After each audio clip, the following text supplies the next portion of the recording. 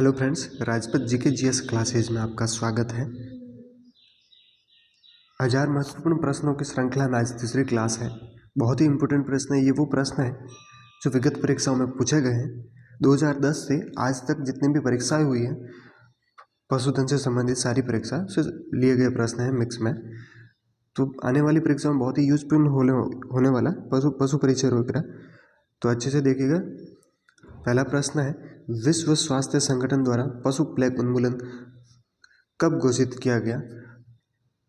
A option 8 अगस्त 2011, ब 8 अगस्त 2010, 8 अगस्त 2009 को, और दो ऑप्शन क्या है 8 अगस्त 2008 को। जो हमारा राइट आंसर रहेगा अ ऑप्शन रहेगा। 8 अगस्त 2011 को पशु प्लेग उन्मूलन घोषित किया गया। भैंस की जाफराबादी नस्ल विशुद्ध रूप से कहाँ पाई जाती है, यानी कि मूल स्थान उसका कौन सा है? काठियावाड़ के गिरवन से, मोंटगोमरी व फिरोजपुर में, महाराष्ट्र व आंध्र प्रदेश में, पंजाब और दिल्ली में। तो जो अ ऑप्शन है वो राइट आंसर रहेगा। काठियावाड़ के गिरवन से विशुद्ध रूप से उत्पत्ति मानी जाती है इसकी। पश्मीना नस्ल किसकी नस्ल है? पश्मीना किसकी नस्ल है? गाय की, भैंस की, बकरी की, भेड़ की। तो ये बकरी की नस्ल है। किसकी नस्ल है? बकरी की नस्ल है। आगे है प्रश्न, टोगनबर्ग एक विदेशी नस्ल है। टोगनबर्ग है वो किसकी नस्ल है? विदेशी नस्ल है, लेकिन किस की नस्ल है? बकरी की, भेड़ की, भेड़ है ये, भेड़ की, गाय की, सुअर की। तो जो टोगनबर्ग है ये बकरी की नस्ल है। किसकी नस्ल है? बकरी की नस्ल है। राष्ट्रीय डेयरी अनुसंधान संस्थान स्थित है कहाँ पर है ये? इज्जतनगर में, करनाल में, नई दिल्ली में, बीकानेर में। तो ये कहाँ पर स्थित है? करनाल में स्थित है। कहाँ पर है? करनाल में स्थित है। भेड़ के मांस को क्या कहते हैं? जो भेड़ का मांस है उसको क्या कहते हैं? Option beef, chicken, mutton, park. जो भेड़ का मांस है उसको क्या कहते हैं? सो ऑप्शन मटन कहते हैं। बीफ, बीफ किसके मांस को कहते हैं? गाय के मांस को। किसके मांस को कहते हैं? गाय के मांस को। चिकन, मुर्गी, जो मुर्गी होती है उसके मांस को चिकन कहते हैं, याद रखना। पार्क नहीं, पॉर्क होता है। पॉर्क ये किसका होता है? सुअर के मांस को कहते हैं। बकरी में तोतामुख दिखावट वाली नस्ल कौन सी है? जो तोतामुख टाइप दिखता मुँह, वो कौन सी नस्ल है? बीटल, बारबरी, जमुनापारी, सिरोही। तो ये कौन सी नस्ल है? ऑप्शन नंबर स जमुनापारी है। तोतामुख ही दिखती है दिखावट में।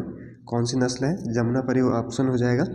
किस पशु को परजीवियों का म्यूजियम कहा जाता है? तो परजीवियों का म्यूजियम किसे कहते हैं?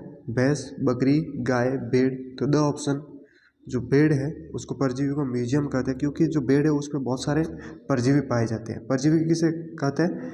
दूसरे पर अपना जीवन यापन करने वाले सूक्ष्म जीव है, छोटे जीव है, उसको क्या कहते हैं? परजीवी कहते हैं। तो भेड़ में सर्वाधिक पाए जाते हैं उनके ऊपर। एफएमडी रोग पशु में किसके द्वारा होता है? एफएमडी जो रोग है वो किसके द्वारा होता है? विषाणु, कवक, जीवाणु, परजीवी। तो ये किसके द्वारा होता है? विषाणु, वायरस जनित रोग है एफएमडी। इसका फुल फॉर्म क्या है? फुट माउथ डिसीज, एफएमडी, याद रखना। बकरी में समागम की प्रक्रिया को क्या कहते हैं? जो बकरी है समागम की क्रिया या मैटिंग की प्रक्रिया है, मैथुन की क्रिया, वो क्या कहलाती है बकरी में? तो क्या कहलाती है? Coupling, tupping, covering, serving. तो याद रखना, टपिंग किस में कहलाती है ये? तो जो ये ऑप्शन है टपिंग, ये जो भेड़ होता है, भेड़ में क्या कहलाती है? समागम, मैथुन। ये जो मैटिंग की क्रिया है वो टपिंग कहलाती है। किसमें? भेड़ में, याद रखना। गाय, भैंस और बकरी, कौन सी? बकरी। ये 3 नस्ल है, गाय, भैंस और बकरी। इनके जो समागम की क्रिया, मैथुन की क्रिया, मैटिंग की क्रिया क्या कहलाती है? सर्विंग कहलाती है। और कवरिंग ये किसकी क्रिया है? ये कवरिंग घोड़ा है, जो घोड़ी है उसकी समागम की क्रिया क्या कहलाती है? कवरिंग कहलाती है। तो ये टपलिंग किसकी है? तो ये टपलिंग सुअर की है। किसकी है? टपलिंग याद रखना किसकी है? सुअर की। याद रहेगा, टपलिंग सुअर की, कवरिंग घोड़ी की, सर्विंग जैसे अभी बकरी आया था, अपना ऑप्शन क्या है? डी रहेगा, द रहेगा। लेकिन अभी इस जगह अगर गाय भी आ सकता है, भैंस भी आ सकता है, तो याद रखना गाय, भैंस, बकरी में जो समागम की क्रिया है क्या कहलाती है? सर्विंग। टपिंग ब्रेड की क्रिया में कहलाती है समागम की क्रिया। प्रश्न संख्या 11, सूअर के मांस को क्या कहते हैं? सूअर के मांस को क्या कहते हैं? पॉर्क कहते हैं। सूअर के मांस को क्या कहते हैं? पॉर्क कहते हैं। और वेनिसन है, वेनिसन किसके मांस को बोलते हैं? तो हरिण होती है। कौन? हरिण। हरिण के मांस को वेनिसन कहते हैं। मटन भेड़ के मांस को, अभी आया था आगे प्रश्न। और बिफ गाय के मांस को कहते हैं। किसको कहते हैं? गाय के मांस को बिफ कहते हैं। तो याद रखना, बिफ गाय का मांस हो गया, मटन भेड़, वेनिसन हरिण और पोर्क सूअर के मांस को कहते हैं। अंडे से चूजे बनने में समय कितना लगता है? कितने दिन लगता है? 21 दिन, 20 दिन, 25 दिन, 19 दिन। तो ऑप्शन नंबर राइट आंसर रहेगा 21 दिन अंडे से चूजे बनने में समय लगता है। गद्दी भेड़ की नस्ल का उपनाम क्या है? गद्दी की जो भेड़ की नस्ल है, ये 2-3 बार प्रश्न आया हुआ है, तो इसको अच्छे से देखना। गद्दी भेड़ की नस्ल है, गद्दी गधे की नहीं है, ये भेड़ की नस्ल है, नाम है। इसका उपनाम क्या है? भाकरवाल, भदरवाहा, नील या ब्रुसेल। तो ऑप्शन नंबर ब रहेगा, वो राइट आंसर रहेगा। और ये गद्दी भेड़ कहाँ पाई जाती है? हिमाचल प्रदेश, शिमला के आसपास पाई जाती है, याद रखना। तो इसका ऑप्शन ब भदरवाहा, ये किसका उपनाम है? गद्दी भेड़ की नस्ल का उपनाम है। पशुओं में थनैला रोग का कारण है, जो थनैला रोग है वो किस कारण से होता है?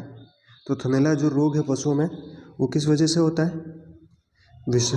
जीवाणु, प्रोटोजोआ, विषाणु, परजीवी। तो ये किस कारण से होता है? जीवाणु जनित रोग है। इसके अलावा जो थनैला रोग है, ये अन्य नाम भी है। इसका अन्य नाम क्या है? स्तन शोथ। क्या नाम है? स्तन शोथ। दूसरा गार्गेट भी बोलते हैं। क्या बोलते हैं? गार्गेट। और अयन का शीत भी बोलते हैं। इसके अलावा ये जो रोग है, ये स्ट्रेप्टोकोकाई जो जीवाणु होता है रोग कारक, उसकी वजह से वो फैलता है। किसके कारण से? स्ट्रेप्टोकोकाई जीवाणु की वजह से होता है, याद रखना। यह ऑप्शन में आपको शॉर्ट फॉर्म में डी कोलाई भी मिल सकता है कहीं, तो भी वो राइट आंसर रहेगा। अंडे से चूजे में फैलने वाली बीमारी कौन सी है? जो अंडा है उसे चूजे में जो बीमारी फैल जाती है वो कौन सी है? ल्यूकोसिस, कॉक्सिडियोसिस, मैरेक्स या फाउल पॉक्स। तो ऑप्शन ल्यूकोसिस है, वो अंडे से चूजे में फैल जाती है, याद रखना। प्रश्न संख्या 16, भारत में श्वेत क्रांति के जनक कौन है? जो भारत में श्वेत क्रांति थी उसके जनक कौन है? M S. Swaminathan, Verghese Kurien, William Gaud, एनी बोरलॉन्ट। तो ऑप्शन नंबर ब राइट आंसर है। श्वेत क्रांति के जनक कौन है? वर्गीस कुरियन है। एम.एस. स्वामीनाथन हरित क्रांति के जनक है भारत के, याद रखना। प्रश्न संख्या 17, रानीखेत किसका रोग है?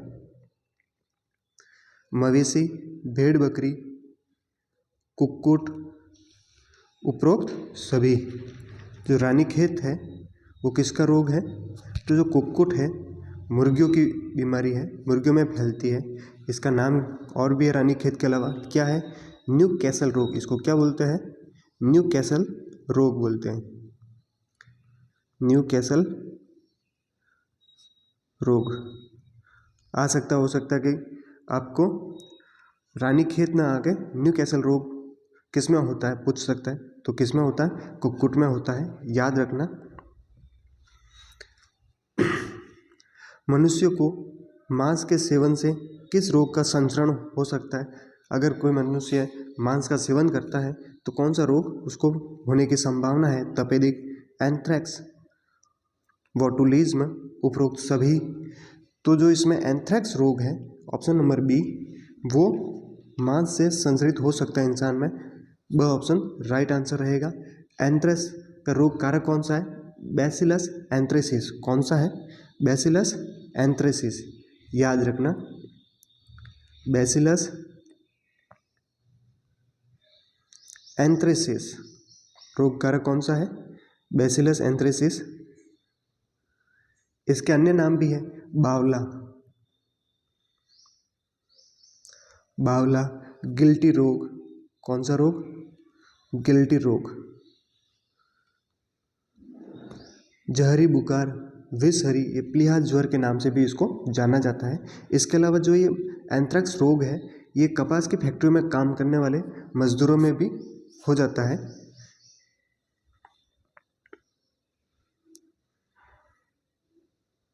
प्रश्न संख्या 19, मरुस्थल की भयानक गर्मी में ऊंट अपने शरीर के वजन के लगभग कितने प्रतिशत पानी की हानि बर्दाश्त कर सकता है? तो कितने प्रतिशत अपनी हानि बर्दाश्त कर सकता है? 10%, 20%, 30%, 40%। जो ऊंट है वो अपने शरीर के भार की 30% हानि बर्दाश्त कर सकता है, पानी की हानि। तो ऑप्शन सी राइट आंसर रहेगा। इसके अलावा जो ऊंट है वो 7 दिन तक बिना पानी पिए रह सकता है। कितने दिन? 7 दिन तक, याद रखना। इसके अलावा जो ऊंट है वो एक साथ में 130 लीटर के आसपास पानी पी सकता है। कितना पानी पी सकता है? 130 लीटर के आसपास पानी पी सकता है। ऊंट है उसको राज्य पशु कब बनाया गया? 2014 को, याद रखना सन। कब बनाया गया? 2014 को बनाया गया। राजस्थान गौशाला एक्ट कब बना? तो राजस्थान गौशाला एक्ट 1952, 1980, 1960, 1991। स ऑप्शन राइट रहेगा। 1960 में राजस्थान गौशाला एक्ट बनाया गया। कठपुतली कैसी प्रसार सामग्री है? सुनी जाने वाली, देखी जाने वाली, देखी या सुनी जाने वाली, या प्रक्षेपित? कठपुतली जो है, ऑप्शन नंबर सी राइट रहेगा। देखी तथा सुनी जा सकता है। आपने देखी होगी जो कठपुतली होती है वो जो छोटा सा किसी का भी हुलिया बनाया जाता है वो देख भी सकते हो, उसके साथ में आवाज़ भी निकाली जाती है जो बोलते हैं, तो देख भी सकते हैं और सुनी भी जा सकती है। तो देखी सुनी जाने वाली है। ये प्रसार हो सकता है कोई 2 गायों के कठपुतली बना के उसका कोई खेल रचा जा सकता है। तो जो शिक्षा प्रसार में पशु के लिए काम का तो आया हुआ प्रश्न है, इम्पोर्टेंट है, याद रखना। पशु में सींग काटकर अलग कर देने की प्रक्रिया क्या कहलाती है? निष्कलियन, डिबडिंग, डीहार्निंग, और ब और स दोनों ऑप्शन जो राइट आंसर रहेगा। द ऑप्शन ब और स, डिसबडिंग और डी हार्निंग दोनों को कहा जाता है सींग काट कर अलग करना। बधियाकरण की क्रिया किस ऋतु में की जाती है? जो बधियाकरण की क्रिया है, ग्रीष्म ऋतु, शीत ऋतु, वर्षा ऋतु, या कोई नहीं। बधियाकरण की क्रिया है वैसे सभी ऋतुओं में की जा सकती है, लेकिन सर्वश्रेष्ठ उचित ऋतु कौन सी है? तो वो शीत ऋतु रहती है। और जो वर्षा ऋतु में है, संक्रमण फैलने की सर्वाधिक संभावना कौन सी ऋतु में रहती है? तो वर्षा ऋतु में, इसलिए बधियाकृत वर्षा ऋतु में नहीं करना चाहिए। किसके दूध में सर्वाधिक वसा पाई जाती है? गाय के दूध में, भैंस, बकरी या भेड़? जो वसा है वो सर्वाधिक भैंस के दूध में पाई जाती है। तांबे जैसी त्वचा का रंग किस नस्ल की भैंस में होता है? किस नस्ल की भैंस है उसमें तांबे जैसी त्वचा का रंग होता है, एकदम तांबीय वर्ण होता है। वो किस में है? भदावरी, मुर्रा, जाफराबादी या सुरती? तो इसमें भदावरी नस्ल है, उसमें एकदम तांबीय वर्ण जैसी त्वचा होती है। किसमें? भदावरी में। और इसमें भदावरी में याद रखना, इसमें सर्वाधिक जितने भी भैंस की नस्ल है सर्वाधिक वसा प्रतिशत पाया जाता है। वसा प्रतिशत कितना पाया जाता है इसमें? तो इसमें 12 से 14% के बीच में पाया जाता है। किसमें? 12 से 14% के बीच में वसा प्रतिशत पाया जाता है। किसमें? भदावरी नस्ल में। मुर्रा है विश्व में सर्वाधिक दूध देने वाली नस्ल है। कौन सी? मुर्रा नस्ल। इसके अलावा मुर्रा नस्ल के जो सींग है वो जलेबी नुमा है। कैसे होते हैं? जलेबी नुमा, याद रखना। जलेबी नुमा सींग किसकी विशेषता है? तो मुर्रा नस्ल के। सुरती नस्ल है, ये दक्षिण भारत में पाई जाती है। प्रश्न बना हुआ है, सॉरी दक्षिण राजस्थान में। कहाँ पर? उदयपुर चित्तौड़ के आसपास पाई जाती है। प्रश्न 2-3 बार बना हुआ है, इसलिए याद रखना। इसके अलावा जो इसके सींग है वो हंसियानुमा होते हैं। कैसे होते हैं? हंसियानुमा होते हैं, हंस्याकार या हंसियानुमा। और जो इसका पेट होता है वो नाव के आकार का होता है। प्रश्न बन सकता है कौन सी भैंस की नस्ल का जो पेट है वो नाव के आकार का होता है? तो सुरती नस्ल का होता है। जाफराबादी है वो सबसे बड़ी नस्ल है। गाय के प्रसव उपरांत प्रथम दुग्ध को क्या कहा जाता है? टोंड दूध, मक्खन दूध, कोलेस्ट्रम या पनीर। जो गाय के प्रसव जस्ट, जैसे उसने अभी बच्चा दिया है, प्रसव क्रिया हुई है, उसके जस्ट बाद में जो दूध निकलता है उसको कोलेस्ट्रम बोलते हैं। या खीस आ सकता है। क्या आ सकता है ऑप्शन में? खीस भी आ सकता है या कोलेस्ट्रम आ सकता है, दोनों में से दो ही सही रहेगा आंसर। सबसे कम दुग्ध श्रवण काल किस पशु का होता है? तो गाय, भैंस, भेड़, बकरी। इन पशुओं में सबसे कम दूध श्रवण दूध काल, मतलब कितने कम टाइम तक दूध, सबसे कम कौन दूध देगी कितने दिन में? तो सॉरी भेड़ है, ये सबसे कम दूध देती है। कौन सी? भेड़ नस्ल है, सबसे कम दूध काल है इसका भेड़ का।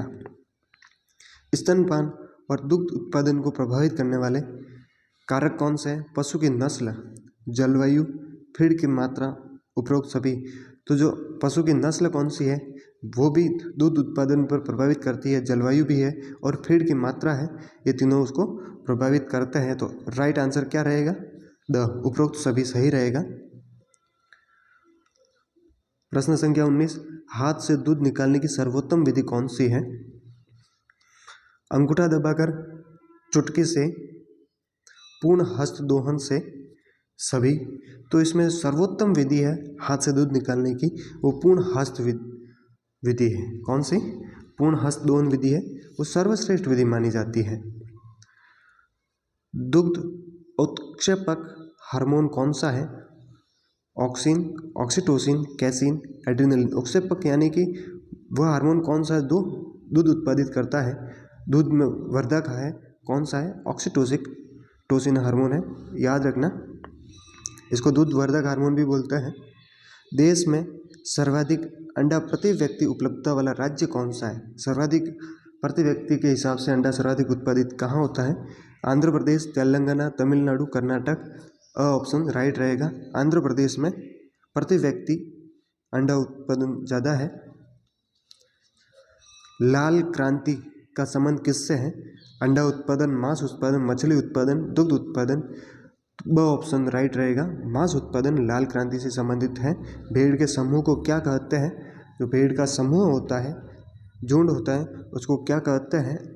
जो भेड़ का समूह होता है उसको फ्लॉक बोलते हैं। क्या बोलते हैं? फ्लॉक बोलते हैं। इसके अलावा जो ट्रिप है, ट्रिप किसके बोलते हैं? ट्रिप कौन से पशु के बोलते हैं? तो याद रखना, ट्रिप बकरी के हैं। समूह एकदम बड़ा सा समूह को क्या बोलते हैं? ट्रिप बोलते हैं। और हर्ड, तो गाय और भैंस, किसमें? गाय और भैंस का कोई समूह है, झुंड चल रहा है, तो उसको क्या बोलोगे? हर्ड बोलोगे। गाय और भैंस दोनों का एक ही है, याद रखना, हर्ड। ठीक है। फ्लॉक भेड़ का हो गया, ट्रिप किसका है? बकरी का है, और हर्ड गाय और भैंस का। प्रश्न बन सकता है। प्रश्न संख्या 34, दुग्ध में प्रमुख शर्करा लैक्टोज किससे बनी होती है? जो दूध होता है वो मीठेपन का कारण क्या? लैक्टोज शर्करा उसमें उपस्थित होती है, इसकी वजह से दूध मीठा होता है। लेकिन वो लैक्टोज है वो किन शर्कराओं से मिलकर बना हुआ होता है? तो lactose, glucose plus galactose, glucose plus glucose, glucose plus fructose, fructose plus galactose. तो आप ऑप्शन नंबर अ राइट रहेगा। जो लैक्टोज है वो ग्लूकोज प्लस गैलेक्टोज से मिलकर बना हुआ होता है। प्रश्न संख्या 35, भैंस की किस नस्ल का उत्पत्ति स्थान उत्तर प्रदेश है? तो जो भैंस की नस्ल है वो कौन सी है जो उत्पत्ति स्थान उत्तर प्रदेश यूपी है? टोडा, महसाणा, मेड़ा या तराई? जो तराई नस्ल है उसका उत्पत्ति स्थान कौन सा है? यूपी है, याद रखना।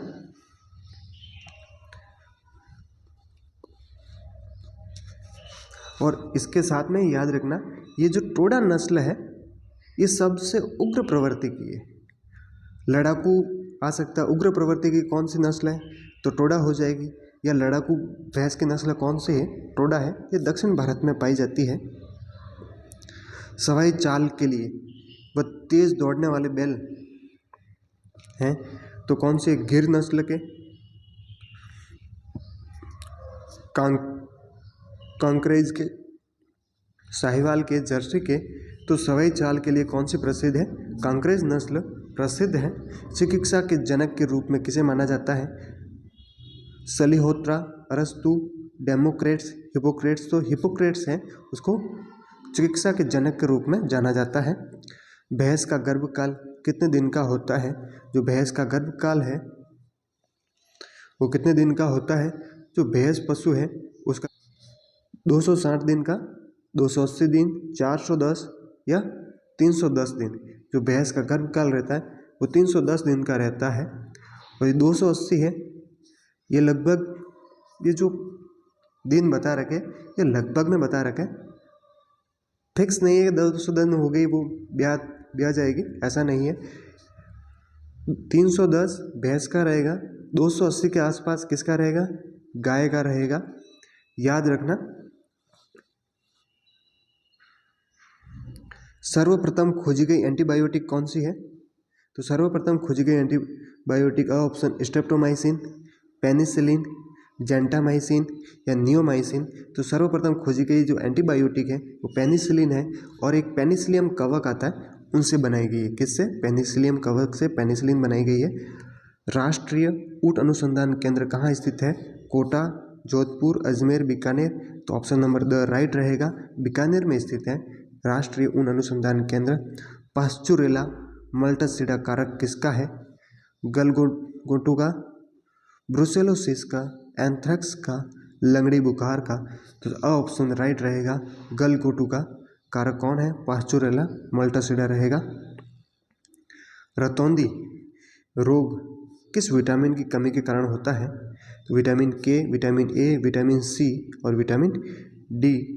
तो इसमें से वो ऑप्शन राइट रहेगा, विटामिन ए की कमी से कौन सा रोग होता है? रतौंधी रोग होता है, याद रखना। गोगामेडी पशु मेला कहाँ आयोजित होता है? कहाँ पर? जिला तो हनुमानगढ़ हो गया, नागौर, बाड़मेर, बीकानेर। तो इसमें से ऑप्शन राइट रहेगा, गोगामेडी पशु मेला कहाँ लगता है, कहाँ आयोजित होता है? तो हनुमानगढ़ जिले में आयोजित होता है। 44 प्रश्न, कपास के पौधों में पाए जाने वाला विषाक्त पदार्थ कौन सा है? साइनाइड, टेनिनस, गोसिपियम या रेसिन। जो कपास में पाए जाने वाला विषाक्त पदार्थ कौन सा है? तो गोसिपियम है। कौन सा है? गोसिपियम है, याद रखना। खुरपका तथा मुंहपका बीमारी किनसे होती है? तो अभी आगे आया हुआ था प्रश्न, तो खुरपका मुंहपका बीमारी है ये वायरस जनित रोग है। क्या कौन सा है? वायरस जनित है, विषाणु जनित रोग है, याद रखना। वापस प्रश्न बन सकता, बहुत ही इंपॉर्टेंट प्रश्न है। कैप्रा हिरकस किसका वैज्ञानिक नाम है? कैप्रा हिरकस किसका वैज्ञानिक नाम है? अ ऑप्शन बकरी रहेगा, ब ऑप्शन गोवंश, स भेड़ का और भैंस का। तो कैप्रा हिरकस किसका वैज्ञानिक नाम है? बकरी का वैज्ञानिक नाम है, ऑप्शन नंबर ए राइट रहेगा। गोवंश का क्या है? बॉस इंडिकस हो जाएगा, भैंस का बुबेलस बुबेलिस हो जाएगा, भेड़ का ओविस एरिस क्या रहेगा? ओविस एरिस, याद रखना। 4 प्रश्न एक साथ में तैयार हो जाएंगे। बकरी का कैप्रा हिरकस, गोवंश का बॉस इंडिकस, भैंस का बुबेलस बुबेलिस, भेड़ का ओविस एरिस रहेगा नाम, वैज्ञानिक नाम या जूलॉजिकल नाम भी पूछ सकते हैं। तो जूलॉजिकल नाम या वैज्ञानिक नाम एक ही है, ये याद रखना। केंद्रीय भेड़ एवं ऊन अनुसंधान संस्थान कहाँ पर स्थित है? अंबिकानगर, करनाल, भोपाल, दिल्ली। तो इसमें केंद्रीय भेड़ एवं ऊन अनुसंधान संस्थान कहाँ पर है? अविका नगर में स्थित है। कहाँ पर है? अविका नगर में स्थित है। गाय के दूध का सामान्य व मीठे दूध का पीएच मान कितना है? तो ऑप्शन 5.2 से 5.4, 6.7 से 6.9, 6.4 से 6.6 या 4.4 से 4.4 से 4.6। तो जो इसका ऑप्शन स रहेगा 6.4 से 6.6 इसका राइट आंसर रहेगा। दुग्ध बुखार बीमारी का कारण क्या है? वो किसकी वजह से होता? तो उपापचय या चयापचय इसका कारण है। ट्रोकार कैनुला किसके लिए काम में लिया जाता है? आफरा, गलगोटू, जहरबाद या जॉनिस बीमारी। तो ये आफरा के लिए ट्रोकार कैनुला उपयोग में लिया जाता है। जब कोई पशु है उसको आफरा होता है तो उसको ट्रोकार कैनुला उपयोग में लिया जाता है। ऐसे ही वीडियो देखने के लिए चैनल को सब्सक्राइब कीजिए और जुड़े रहिए। रेगुलर प्रश्न क्लास लगेगी और इसमें जो विगत परीक्षाओं में पूछे गए वो प्रश्न करवाए जाएंगे। Thanks for watching video.